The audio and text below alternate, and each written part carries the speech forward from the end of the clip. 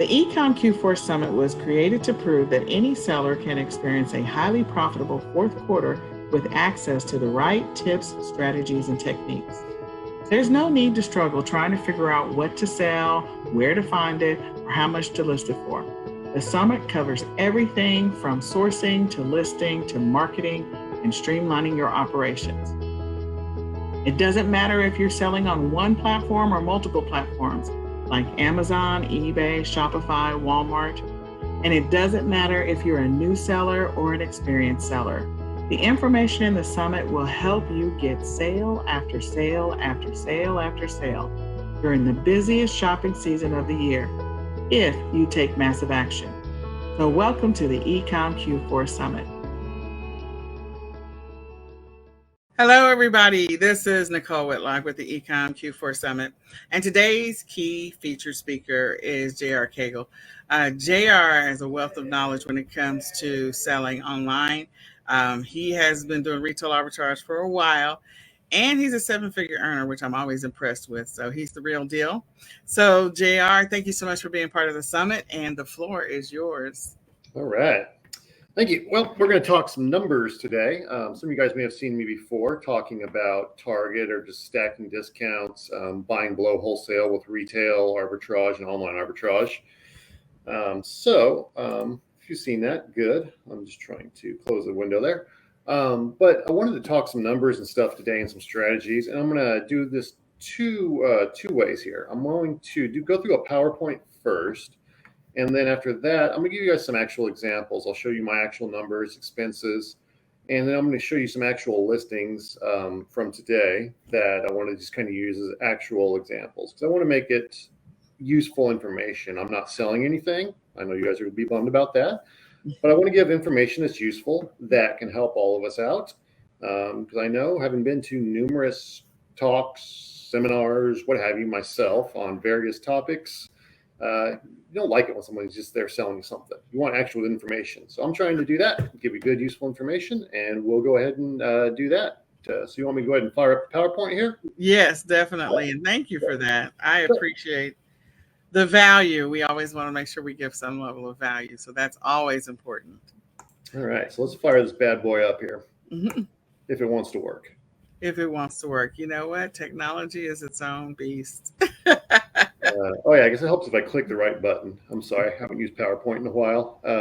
Well, now I feel like an idiot. Where's the doggone start the thingy-mabobber here? There's a share at the bottom where it should say share with the little arrow. Oh, I was actually looking at the PowerPoint. Yeah, okay, I got to do that too. Okay, let me try this again. I'm a technological idiot, unfortunately. But yeah, I can do Amazon. You're not. You're actually quite bright. It's just, everything is different. Every platform is different.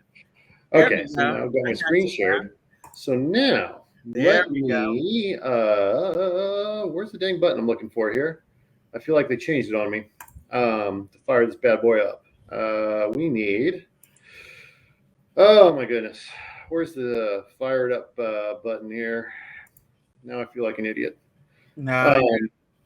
You're not an idiot. So it's the go back to. You're in PowerPoint. Okay. Yeah, I need. There should be a present at the bottom. That little present next to the where you can increase the size or decrease the size at the very bottom above your time. That little present. There you go. Nope, you were just on it. Okay. There, right they changed it. It didn't used to be there. Okay. Yeah. There you go. Now we're ready. Right. We're cooking with grease. Okay. Very good. So anyway, knowing your numbers and strategies to fight price tanking. So that's been an issue this year. It's been a tough year on Amazon. It seems like the price tankers have been worse than ever this year. And I don't know if it's people panicking, people just trying to sell off inventory, or people not knowing their numbers. And I suspect it's a combination. But I know there are a lot of people who don't know their numbers. So while this may not be the most exciting topic, it's a necessary topic. You need to know your numbers because you don't want to be running a business that's not making money. So I just put on here, if you're looking to contact me on Facebook, make sure it's not the account with me on the tennis court. That's my older one, and I can't even log into that. So if you get that one, it's the wrong one. Get the other R Cagle one where it shows my face. All right. So why you need to know your true numbers. Let's go ahead and run through this. First of all, and this is a key thing that a lot of people seem to forget, We are not on Amazon or Walmart to sell. We are on it to make a profit. So it's very tempting to get caught up in sales numbers because sales numbers are sexy. Everybody likes to say, I sold this much, or, I'm doing this much a year. Great. What really matters is the profit. You're better off selling $100,000 and making 10,000 than selling $1 million and making nothing. I personally know someone who's done in the past 2.6 million in 1 year, and he either broke even or lost money. So yeah, that sounds fantastic to say you did 2.6 million, but if you don't make a profit, what's the point? So remember that. It's a very key thing there. And as I've said already, yeah, the sales numbers are great. We all like to say, I sold this much. We like to set sales numbers goals, but the numbers themselves, in and of themselves, mean nothing. And that's something we need to keep in mind because, again, it's about the profit. It's not about the sales numbers. Again, selling is easy. Anybody can go buy something and sell it on Amazon. All you got to do is have the lowest price or get the buy box, find an item that sells well, and sell it. That's easy, but that doesn't mean anything. The tougher part is finding an item we can sell and make a profit with. And sometimes I feel like various sellers forget this. It's like they just go on there and they just want to sell the item at a rock bottom price. Well, unless you're running a charity service, that's no good. And even then, if you're running a charity service, you're not going to stay in business because you're losing money. So if you don't know your actual true costs, aside from potentially losing money, you're probably going to price your item too cheap, which of course will in turn cause you to lose money. So let's talk a little bit about your true expenses here, because I think a lot of people really overlook this part. And even if you're a bit of a veteran, you may be overlooking it too. For a long time, I overlooked a lot of costs.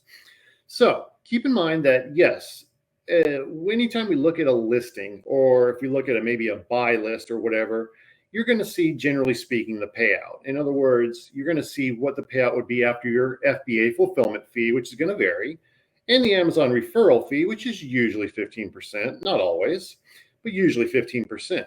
But keep in mind, and this is what a lot of people seem to overlook, is that is nowhere remotely close to all your expenses for every item you sell.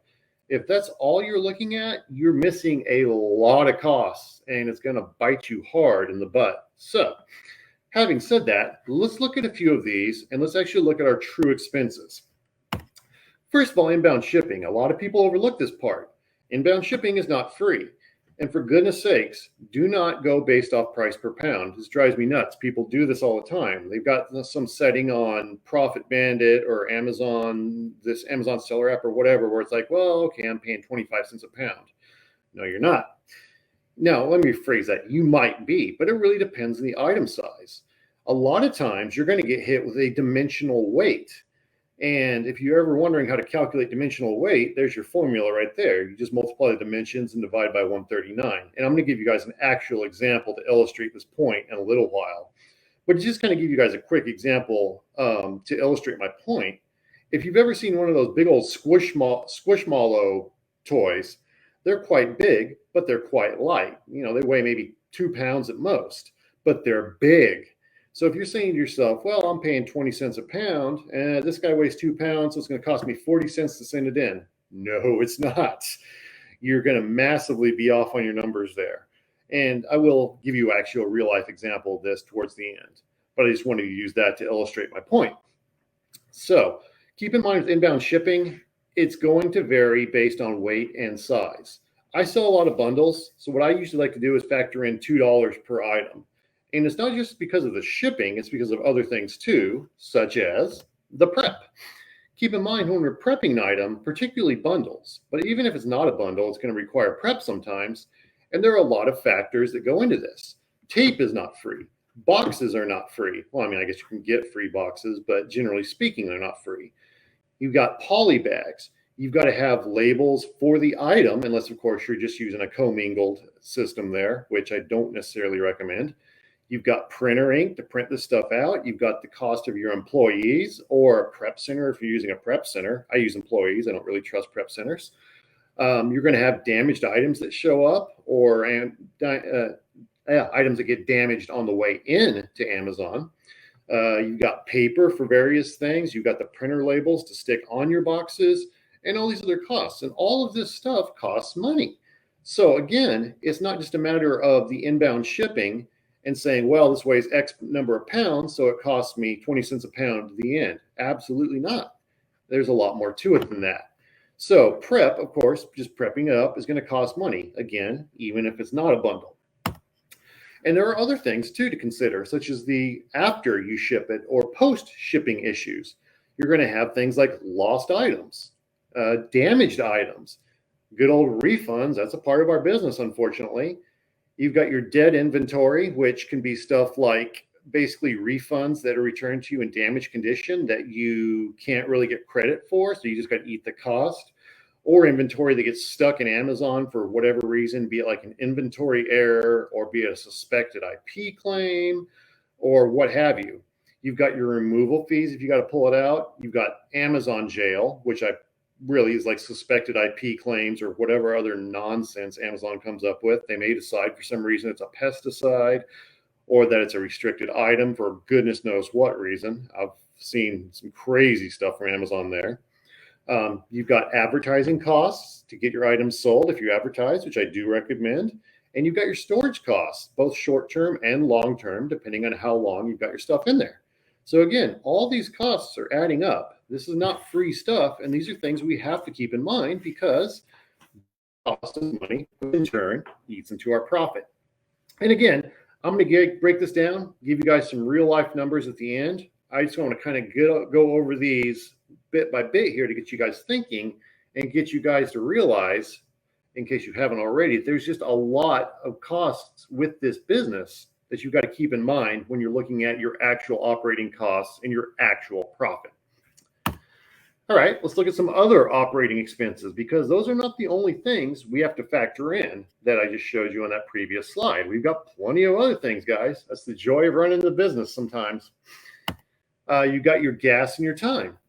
If you're doing retail arbitrage, well, with gas prices through the roof, it does add up running all over town. And not only that, more importantly, your time. Your time is worth money. So if you're spending a bunch of time dealing with frivolous tasks or running all over town, well, you know what? There's a cost associated with that.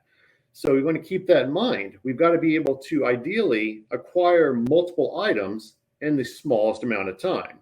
And that's the nice thing about online arbitrage is it's a lot easier to acquire multiple or a lot of items in a smaller amount of time. But even then, you still got to source them and figure it out. And that does take time, whether you're doing online arbitrage, retail arbitrage, wholesale, whatever. You've got stuff like your office or your warehouse rent. I have an office, but there's a rent to it. And then you've got your utilities, you know, your electricity, your gas, what have you. And that's going to be a cost too. Now, you may be operating out of your house. And if you do, that can certainly save you some money. And that's what I did at the beginning. But eventually you'll get to a point where you're going to be too big to operate out of your house if you keep up with this. And you're going to need an office or a warehouse. And that is, of course, not free.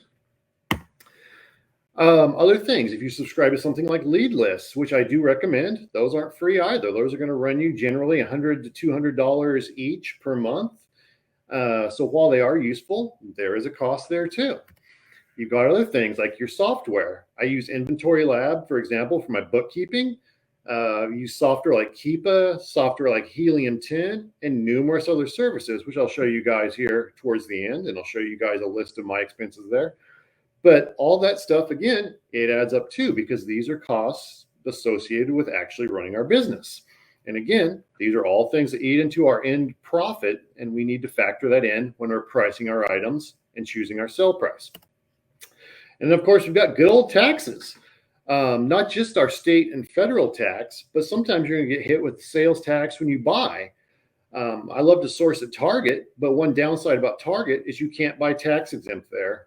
I have heard of examples where people have been able to, but the general rule there is that's a big no-no at Target.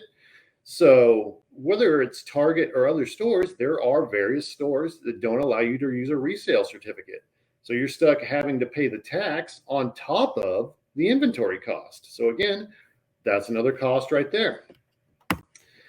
If you take out a loan with Amazon or anyone else, or if you have a credit card balance, you're going to pay interest on that. Again, that adds up. I had some Amazon loans in the past that I've had. Well, when I was looking at them, basically when it was tax time, it was like, good gosh, look all this interest I paid. I'm an idiot. So this stuff adds up, and sometimes you don't really realize it until it's tax time, and you start looking at all the numbers, and it's like, gosh, dang, that wasn't cheap. That was expensive. Another thing too, insurance. You're required to have insurance if you sell on Amazon. So you've got that right there. Plus you may have other things like suspension insurance or maybe not suspension insurance, but you may have like attorneys on a retainer, that kind of insurance. So there are different kinds of insurance there. Again, that's another expense that we have to deal with when we're running our business. So having said all that, now that we've considered that we have to factor all of this stuff in, all these different various costs, what is our actual ROI? Well, first of all, it's probably less than you think. Unless you've really gone through with a fine-tooth comb and truly looked at all your expenses come tax time, your ROI is probably less than you think. And we like to, it's funny really, when it's not tax time, we like to think our ROI or return on investment is better than we think, because obviously we want to get maximum profit. Then come tax time, it's the exact opposite. We're like, shoot, I hope it was lower, because you want to obviously pay less in taxes. Regardless though, your actual ROI is probably less than you think. You're probably forgetting some expenses or overlooking some. Well, I'll show you my numbers, as I've already said, but mine for 2021 was about 12.45%. And the formula, of course, if you're wondering how to calculate ROI, you just take your profit divided by your sales. So in other words, for every dollar in sales I had, I made about 12.45 cents.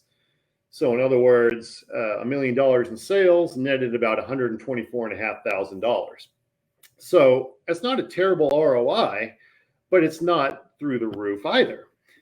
You got to keep in mind that contrary to what many people claim, most sellers aren't making some enormous ROI, because you'll hear a lot about sellers who claiming, oh, I'm making 33% or 50% ROI or higher.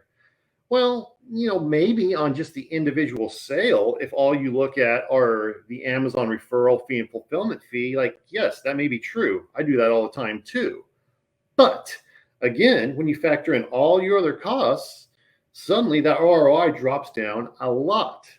So your ROI that people are really making isn't this astronomical number. It's not 33 to 50%.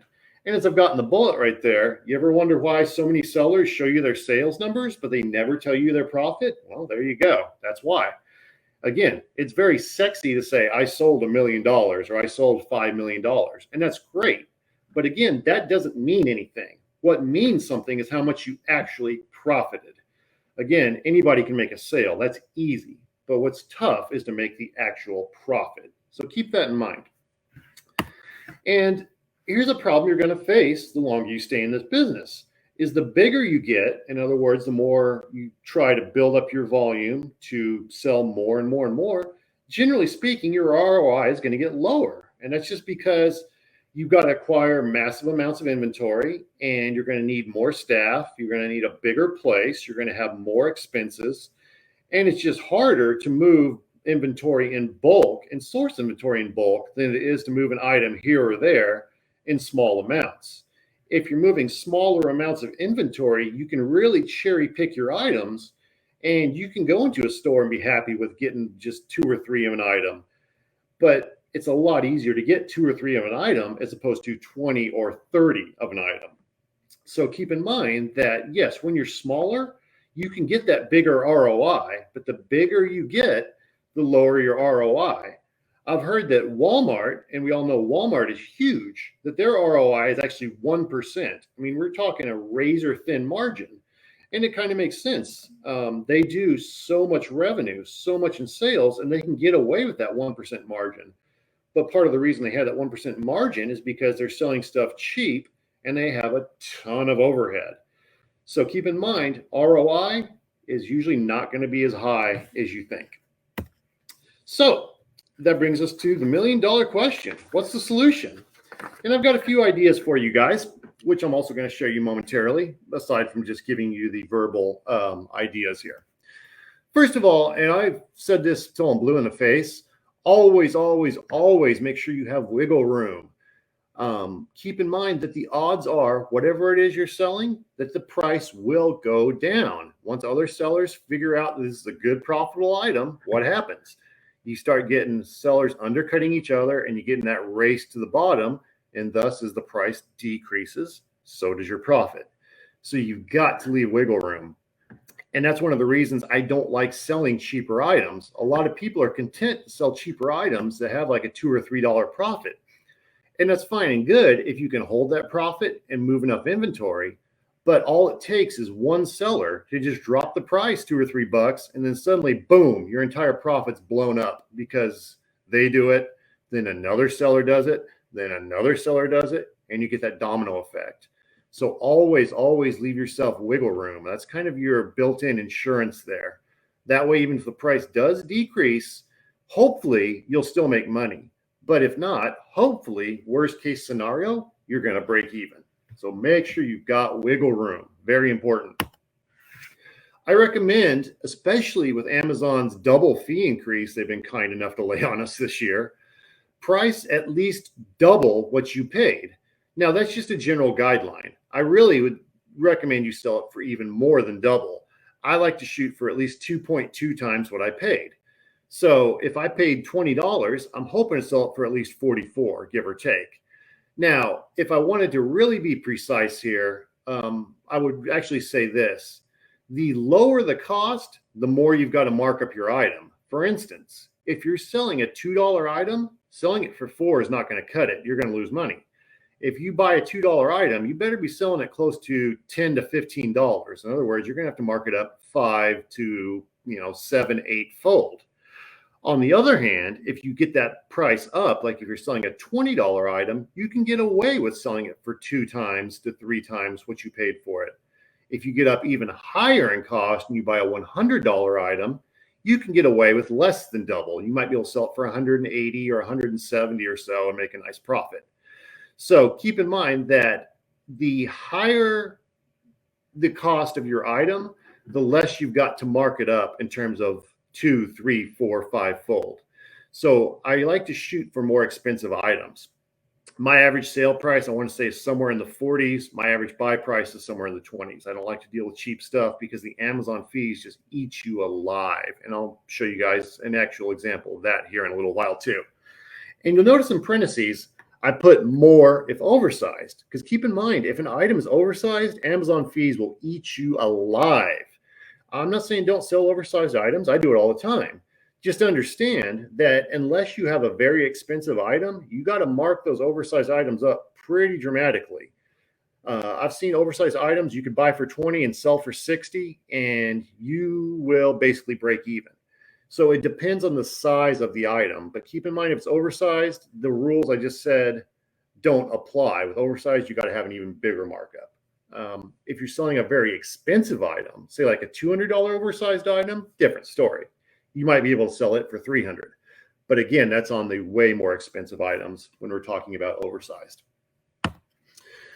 And something to keep in mind, and this is very important because you don't necessarily want to be part of the race to the bottom.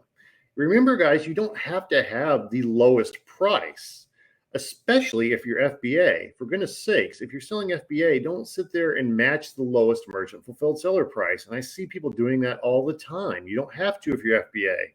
The buy box can be much higher than the lowest price. I've seen the buy box be over 50% higher than the lowest price. I've heard before some people use the number like, well, as long as you're within 5 or 10% or whatever, I want to say 5%, you can still get the buy box, but I've seen far higher than that. So I don't know where people are coming up with a number of like 5%. You don't have to be anywhere near the lowest price to get the buy box necessarily. It depends on the item. It depends on who's on it, what have you.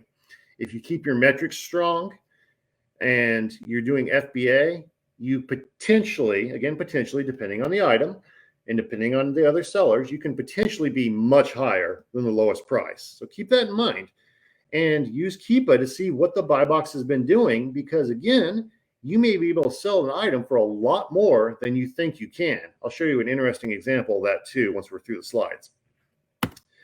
And be careful about going too deep and don't chase the hot item. Here's another thing I see all the time. I see these people go in so deep and they've got like 100 of an item, and it's an item that sells, 20 a month. Well, okay, I mean, that's fine, I guess, if you're the only seller. But if you've got competition and it's a constant race to the bottom, guess what's going to happen? By the time you're about, less than halfway through your inventory, suddenly you're at a break even price and you've still got half your inventory left. So be careful about going too deep. I don't like to go more than 20 deep usually on an item. Now, again, it's going to depend on the item. It's going to depend on how fast it sells. It's going to depend on how much wiggle room I have, granted. But unless you know it's a surefire seller and you can move that inventory, don't go crazy deep. Go wide, not deep. And in regards to chasing the hot item, which is a thing I really don't recommend in Q4, keep in mind that hot item is going to have a lot of sellers and the race to the bottom is going to be fierce. So you almost always do not want to chase that hot item. And be willing to wait out the price tankers. I like to churn and burn. I don't like to hold, but sometimes you just got to hold. If you are willing to hold for 1, 2, 3 months, sometimes more, that price can come all the way back up. And the nice thing about letting the price tankers sell out is not only will they be gone, but they will have popped the rank for you because of all the sales that were generated. So suddenly that item you're selling has a nice rank. And once you've weighed out all the price tankers, now it's also got a good price from a seller standpoint. I used to do this with an almond butter. I would fight Amazon on it because Amazon was on it and they'd come in and they'd go like half my price. And I just sit there and wait them out while they pop that rank up nice and high for me. And then they go out of stock while that rank is still nice and very good. And here I am sitting there at the price I want. And then my sales just go pop, pop, pop. So let other people, let the price tankers pop that rank for you. And don't be afraid to necessarily wait them out. Finally, another thing on here is I always recommend look for duplicate listings. I love duplicate listings. You're not supposed to make duplicate listings, and I don't recommend you do that because you can get in trouble. But if someone else has made a duplicate listing, let them get in trouble for it. Jump on that duplicate listing, and basically, a lot of the times that duplicate listing will be selling for a lot more. So I love duplicate listings, and I'm constantly looking for them because if you just scan the barcode, you may see that one item and go, well, this is no good. Whereas if you looked a little bit harder, you might find a duplicate listing that would have been profitable if you just bothered to look a little bit harder. Another thing I really suggest is be willing to make listings. And if you do sign up for the whole e-commerce, eCom 2022, fall 2022, whatever this one is, package, you'll get my video on how to make a listing on Helium 10. Being willing to make listings was one of the two biggest things that really helped push my business forward. The first thing being learning how to reverse source properly. But the second was learning how to make listings. For the longest time, I didn't make listings. I didn't know how, to be honest. I was willing to really look through and find good listings to jump on, but I missed out on a ton, and I mean a ton of opportunity by not making my own listings. And not only that, as the competition has gotten more fierce on Amazon, it's tougher and tougher to find the other listings to jump on. But if you're willing to make your own listings, that's going to open up more opportunity for you. So I really recommend you learn how to do this. As I've already said, first of all, it's going to give you far more options. And to be honest, it's not that hard. Now, making a listing on Amazon isn't always ultra simple, but it's not very hard either.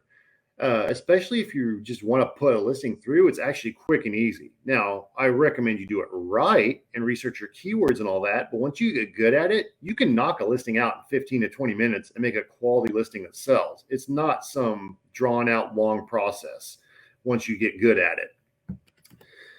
I really recommend make variety packs or unique bundles, of which I'll also give you another example here. When you do that, it does two things. One, variety packs tend to sell for more than multi-packs. It's also going to allow you to sell at a higher price. And on top of all that, variety packs are going to have less competition because other sellers have to find every single piece of that variety pack. So if you're willing to make that variety pack or some other kind of a unique bundle with pieces that may be tricky to find, you're going to have less competition, and therefore you should have more profit because you're going to be able to sell at a higher price. Unless, of course, you get between the fewer sellers that jump on there, someone who's just determined to tank the price. And that can happen. I'm going to show you an example of one of mine where it did happen. But the odds of it happening are less likely. I also recommend get a G10 exemption. For when you're making listings, getting a G10 exemption is insanely easy. You can literally do it in less than 1 minute. And that way you don't have to have any barcodes. You don't have to spend any money on those. You can just use your G10 exemption and make a bundle. It's very, very simple, and it's free that way. And another nice thing too is, well, I was going to say is it's not going to come up if someone scans it because there's not going to be a UPC associated with it. But if you make your own unique bundle, the UPC you use probably wouldn't be scannable anyway. So I guess that's not really relevant. But regardless, with the G10 exemption, it's free. You don't have to waste money buying barcodes from any site. And you don't have to worry about Amazon pulling that, well, this is a non-GS1 barcode nonsense. So get a G10 exemption. I may make a video just showing you guys how, because it's really, really easy. It can be done so quick. And the last thing I want to say before I give you guys some actual examples and kind of give you some visual learning here is always look for items you can buy cheap. Remember that you make your money when you buy, not when you sell. And that's what I've always talked about in the past between stacking discounts or buying below wholesale is look for what you can buy cheap. Because when you buy cheap, you can't help but make money. And you're going to be able to beat out your competition. And remember that wholesale is not always the cheapest. In fact, I've seen numerous times where wholesale is not the cheapest. Now, if you can get Keystone pricing, which is half of retail, that's great. And that probably will be the cheapest. But even then, that's not always the cheapest. But unfortunately, not all wholesale is Keystone pricing. If you look at things like Spin Master, like Paw Patrol, that's not Keystone pricing. If you look at LOL stuff, that's not Keystone pricing. I've seen numerous food wholesale companies, not Keystone pricing. So remember again, wholesale, while it's great, or can be great, it's not always the cheapest. So having said that, let's look at some actual examples here. So let me pop out of the PowerPoint and we are going to do that. All right. So let me see here. I got to get over to the correct page. So let me just close the PowerPoint and I want to do this. Boom. Okay. So I wanted to show you guys, this is Inventory Lab, of course, one of my expenses. But here's my 2021, and I want to show you guys a breakdown of just all the expenses I have right here. And obviously, your expenses are going to vary from person to person. But you can get a general idea of what all this takes to run a successful Amazon business and just all the costs associated with it. Now, as you may know with Inventory Lab, it only shows so many months at a time. I mean, I'd have to scroll over for you to see the whole year, but you can see all the totals over here, and you can see the category right here. So as you can see, for 2021, my sales were close to $1.3 million. And we can go down the whole list of stuff here, which I'm going to do fairly quickly, but not super quickly. Keep in mind, we're always going to have refunds. Refunds are frustrating, but it's just part of the business. I've found refunds, depending again on the category you sell, are going to usually be around 2 to 5%. Now, I sell a lot of grocery, so I get less refunds for that reason. Whereas if you sell clothing, you're going to have more refunds. So again, this number is going to vary depending on the category you sell in, but you can expect it's probably going to be at least 3+%. Return, and it's frustrating, but it's just part of the business. Now, a lot of the times you can get reimbursements, and I strongly suggest you let someone else handle your reimbursements from Amazon because one, they're probably going to be better at it than you, and two, trying to do it yourself, especially if you do a lot of volume, is a nightmare. I've got a service that does it called Seller Candy, but they also do other stuff for me too. I used to use Seller Bench, and Seller Bench is good. You may want to use them. They're free in terms of the cost, but what they get paid is, let me rephrase that. The way they get paid is by finding reimbursements for you. So whatever they basically find, they get 25%. So if they find you $1,000 in reimbursements, they're going to get $250. I believe that's their going rate right now. But trust me, it's worth every penny. When I first had a reimbursement service go through my account, they found me like $5,000 that was missing that I didn't know about, and I wasn't going to find it. So I was more than content to give up 25% of that because that's money I would never have gotten on my own unless Amazon happened to go through it and say, oh, we made a mistake. So I really, really, really, really recommend get a reimbursal service. Let someone else do it for you. You may not want to pay that 25%, but again, they're going to be better at it than you are. So they're going to find more in reimbursements than you would anyway. So the reality is, even after a 25% cut, you're probably still going to get back more than you would have gotten if you'd done it on your own. Plus, you're going to save your sanity. And that's very important because, again, if you try and do all that on your own and deal with Amazon, you're going to go nuts. And that's no good. You don't want to lose your sanity. All right. Having said that, let's go on here. You got a lot of the other just Amazon nonsense. I do a little bit of merchant fulfilling, so there's that. But they have the other stuff like the gift wrap credits. I'm not going to spend much time on that. Restocking fee. Okay, not very important. All right, cost of goods sold. You'll notice that I said I like to stick around that 2.2 to 1 ratio. So if you were to run the numbers really quick and divide this number here by this number here, I believe you'll find it's roughly 2.2. I'd have to verify that, but it should be right about 2.2. And a little thought too that just popped in my mind. When you're buying your inventory, always look for ways to make more money. In other words, get a credit card that gives you 2% cash back and pay your bill on time before it's due so you don't pay any interest. That adds up, trust me. My wife and I have flown all over and stayed all over for free because of credit card points. We went to Australia basically for free. I had I signed up for the Spark card recently. I had $10,000 worth of free money on that after just a few months because of a bonus they were running. So always look for stuff like that. Use things like Rakuten, or if you fly a lot, use the American Airlines shopping button. I've got a ton of points and I have the highest possible status now and get upgraded to first class all the time simply because I use this when I do online arbitrage. So look for little things like that to basically pad your cost of goods sold, little bonuses, if you will. So anyway, we've got the referral fees. We've got the closing fees. Closing fees aren't very much. I want to look at some of the more important ones. Fulfillment fees, chargeback. Keep in mind stuff like chargebacks on your refunds, they can add up. You notice there, that's over $5,500. Storage fees. Now, I try to churn and burn, so I don't like to pay much in storage fees. I like to move my inventory. But even though I like to do that, look at that. I still paid $7,000 in 30-day storage fees. Now, if you're doing a buy and hold strategy, you're going to pay even more in storage fees if you were to do the same volume as I do. You've got your removal order fees. It may not be a lot, but again, this is another fee that costs you money. Inbound shipping fees, as I've said before, do not go about price per pound because a lot of the time you're going to get popped for dimensional weight. So there's a nice $30,000 in inbound shipping almost. Long-term storage fees, again, I like to churn and burn, so I don't pay a lot in long-term storage fees, but nevertheless, it is another expense. Speaking of refunds, isn't Amazon kind? They charge you a refund administration fee. How nice. There's $1,000 down the drain. Advertising. I don't advertise a ton, but I do advertise.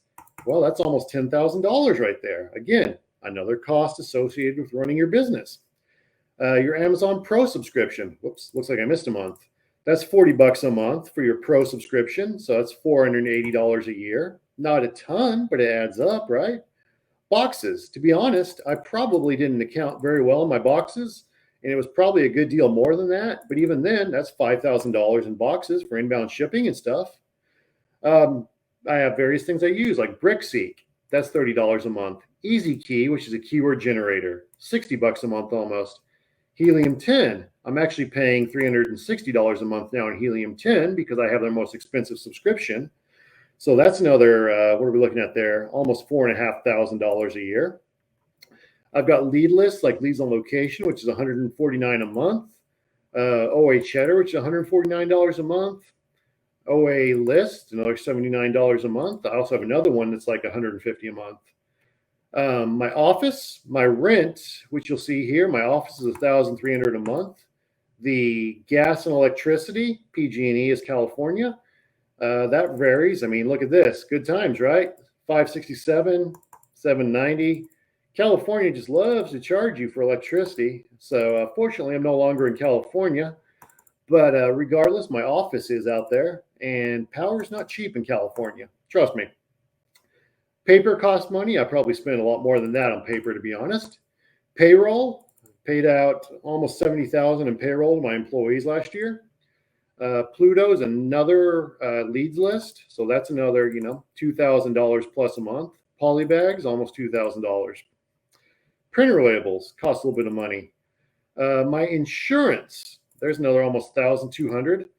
Seller Candy, I have them because they handle stuff like suspected IP claims and all the other nonsense Amazon throws your way, which has gotten really bad lately. And although they're an expensive service, in my opinion, I almost have to have them anymore because it's some nonsense every day with Amazon. They're always coming up with something and making sellers' lives a nightmare. And that's not cheap. That adds up. And of course, we've got other things. Tactical arbitrage I use. Tape. Let's see here. Oh, a nice $1,200 in tape. What else did we have? I was doing some shipping in the summer, so I had cold packs. I bought a freezer. Those were all costing money. Shelves for the office. What other goodies do we have here? Inventory Lab. OA Cheddar Black. That's a Q4 service. What else do we have? Oh, yeah, Amazon loan expenses. That was not too bad, fortunately. Anyway, as you guys can see, new laptop, all these things add up.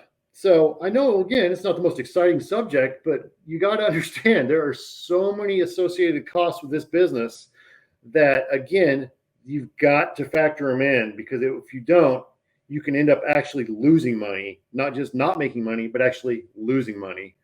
So as you can see, I didn't have a terrible year. My profit was actually down from 2020, but nevertheless, again, my ROI was about 12.45% because you divide 160,000 by this number here, about 12.45%. So again, sales numbers are very sexy, but again, profit is what matters, not sales numbers. So now I wanted to take a look at a few listings here, and I wanted to show you guys some of these concepts that I talked about in actual practice. As I said earlier, keep in mind that the buy box can vary a lot. And if you're willing to wait out certain items, you can do really well. Now, this item actually is $22. That's actually pretty funny because when I opened this window literally a few hours ago, it was at like $14, but that illustrates my point. This item costs about $11. It's not uncommon for Amazon to be on this item right here at $14, even though at the moment the buy box is $21. What on earth was that? All right. Well, either someone just broke into my house or my cats are breaking things. If you heard that noise in the background, hopefully it's choice B. Anyway, as I was saying, this item costs you about $11. Now, obviously, if Amazon's on it for 14, that's no good, because even if you don't factor in anything else other than your buy cost, you're losing money, right? But what if you look a little bit closer look at Keepa right here? If you look at Keepa, what you're going to see is actually this right here. And that if you're willing to wait it out, these purple lines, that's the buy box. This buy box will actually shoot up all the way to $40, and this item will still sell. Or over here, you can see that FBA was at $32.88, still selling. Over here, FBA was at $24.99, not nearly as good. If we look right here, come on, trying to get this little triangle, $30, it was selling. The point I want to make is I was selling this item. I paid about $11. Now, while it was right here where Amazon was selling it in this orange area at $14, that's no good. But I knew if I could just wait and be patient, I could sell this item right here at $30. So suddenly that item I paid $11 for that I would have lost money on if I just sold it at Amazon's price, suddenly at $30, I'm making $10.76. Now, again, keep in mind, this is before any associated costs. Obviously, it's going to be less than $10.76 after shipping and everything else. But after just the Amazon referral and fulfillment fees, suddenly I've taken something that was a loser and I've turned it into a winner. So keep in mind, if you guys are just willing to be patient on a lot of items, if you just wait, you can really pop that buy box way higher.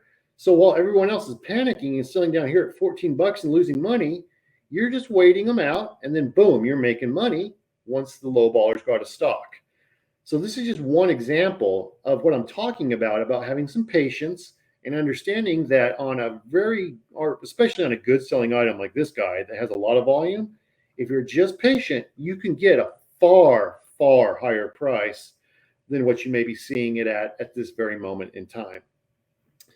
Another item I wanted to show you guys is this guy. And I wanted to use this guy to illustrate the concept of oversized and why we don't go price per pound. This guy here is a plush item. It's a big item, as you can see, compared to the kid here. Now, if you're just looking at this item, you may say, oh, it only weighs 2 pounds. Well, that's cheap to ship in. No, it's not. Because here's the problem. This item is oversized. So first of all, if you look at your costs, you're going to get just drilled for $15.77 on just the Amazon fulfillment fee alone. And that's not counting the referral fee of $9 or your inbound shipping. And here's the problem on the inbound shipping. Even though this guy is very light, he's big. He's 8.31 by 1937 by 1417. And guess what? You're going to get charged for the dimensional weight. You're not going to get charged for the actual weight. So remember again how we calculate dimensional weight. We're going to take the length, width, and height in inches and multiply them together. So 8.31 times 19.37 times 14.17. And then we're going to divide it by 139. And this is assuming, of course, that you're not using a box that's bigger than him to send him in. And look what you're paying there. You're going to pay for something that weighs 16.4 pounds. So even though this guy only weighs 2 pounds, you're going to end up paying for a heck of a lot more than that because you're going to pay the dimensional weight. So if you're sitting there thinking to yourself, well, shipping's only like 25 cents a pound, so this 2 pound guy is going to cost me 50 cents. Oh, no, no, no, no. You're very mistaken because you are not going to get charged for 2 pounds. You're getting charged for 16.4 pounds, if not even more, depending on your box size. So keep that in mind. And keep in mind how very different that is from, say, this guy here. Hypothetically speaking, just to give you guys an illustration, if we were to sell this guy for 60, which we're not, but if we did, look at the difference. The fulfillment fee, because it's a small item as opposed to oversized, would only be $3.72. Whereas this guy, like we said, because it's a bigger item, is $15.77. So you've got to think of items not by weight, but by size, because size is a far more accurate way to assess your actual cost from both Amazon fees and your inbound shipping fees. So for goodness sakes, don't be the person that thinks, well, this just weighs 2 pounds. He's nice and light. Oh, he's going to be cheap to send in. No, no, no, no, no. He's going to be expensive to send in, and your fulfillment fee is going to be high because he's oversized. Again, I'm not saying don't sell oversized. I'm just saying factor in the reality that you got to price it much higher. I mean, to give you guys an idea, if you pay 20 bucks for this guy, he's going to cost you possibly $4 or $5 just to ship in because of his size. So suddenly your profit's down to 10 bucks, even though you're selling it for triple what you paid. You paid 20, you sell it for 60, you're still only going to make like 10 bucks. And again, that's not counting all your other costs that I talked about a moment ago. That's just counting your inbound shipping along with your Amazon fees. So in reality, you're going to make even less than that. So keep that in mind when you're doing your pricing. Don't be the guy that says, well, I'm going to price this at 45 and let's go 50. Don't be the guy that says, I'm going to price this at 50 and I'm going to make $6, because guess what? No, you're not. In fact, you're probably going to end up losing money when it's all said and done, especially if you get some refunds on this guy. Another item I wanted to look at was this guy, because if you remember earlier, I made the suggestion of making bundles and variety packs. And things like this do nicely. Now, this guy's gone in the absolute tank because unfortunately, we've got a bunch of tanker sellers again. This guy used to be selling at like 40 bucks. But one suggestion I'll make is travel-sized items. People like travel size items. And if you are willing to bundle a travel sized item with its bigger version, these things can do really well. People like this kind of stuff. They got the bigger version for home, the travel size to take with them. And it's going to limit competition.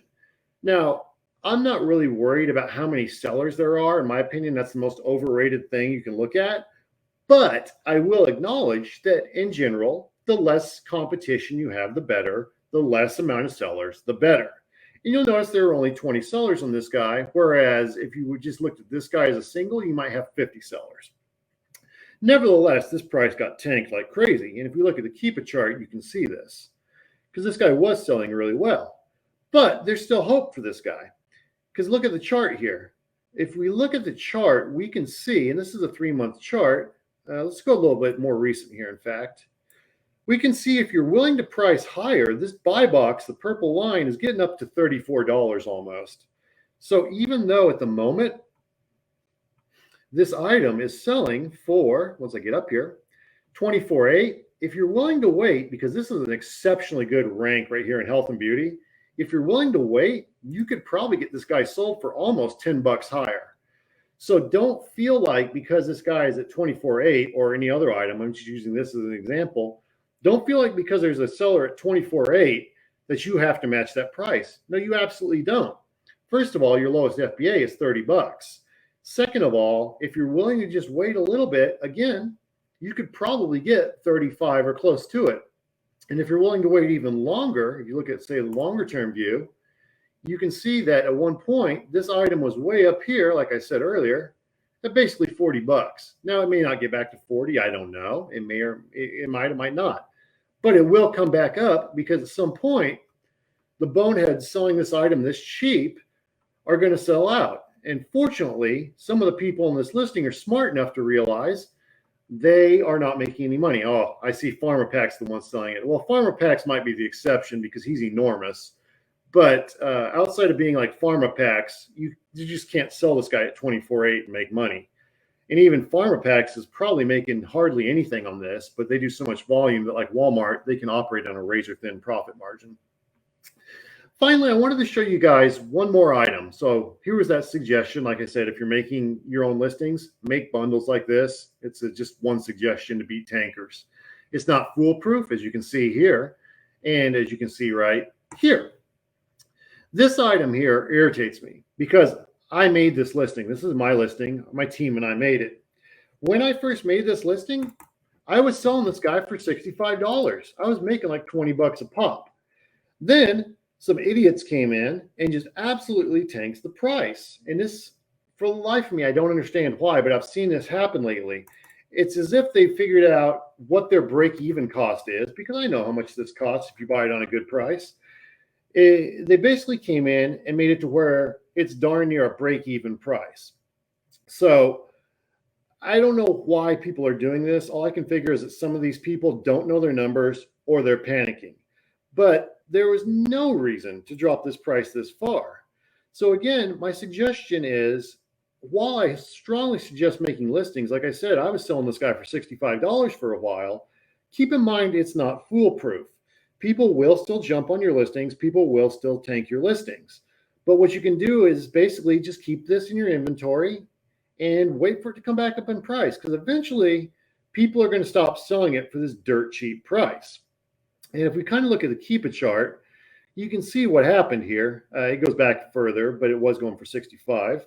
You can see it started to go down, down, down, down, down, down, down. And we've had a little rebound here. But don't be surprised if once these people sell out, that we see a bit of a rebound and it gets back up here eventually.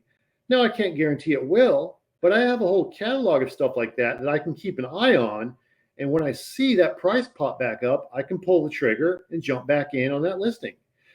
So when you build up a catalog like that, that's one way to really jump back on listings that are selling. You can basically build up the catalog, keep it under an inactive status, but you can see what the buy box is. And if you keep monitoring that and look for those buy boxes that have popped back up to say here where you want them, then you can jump back in on that listing, sell it, and make your money. Because there is a cycle a lot of times. It is an up and down cycle to these items. Now, will that happen with this item? I don't know. I went ahead and created more bundles like this, and some of them are making money, some of them got tanked. Unfortunately, that's the nature of the game. If you want to get even more specific, you can throw in more unique pieces to your bundle. Just keep in mind that based on Amazon policy, when you do this, and by the way, that's what I'm going to start doing, you are supposed to have two things. One, each piece should have its own UPC, and they should be complementary. I see bundles all the time where there are non-complementary pieces. Now, Amazon doesn't seem to really care, and they don't seem to be enforcing that, but they may start to enforce it at some point. So if you go that route of throwing in non-complementary pieces, keep in mind, it may come back to bite you in the butt at some point, even though you could get away with it for now.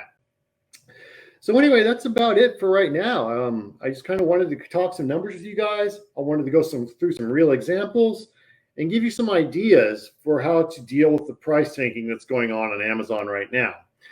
And if you guys have any questions, always feel free to reach out to me, and I'm willing to answer questions. And like I said, if you do subscribe to the All Access Pass to the eCom Summit, you'll get my video on how to make a listing on Helium 10. And my team and I have made, I don't know, over 1,000 listings maybe. So while I don't claim to have every answer, I do know how to make listings that sell, and I've made many of them.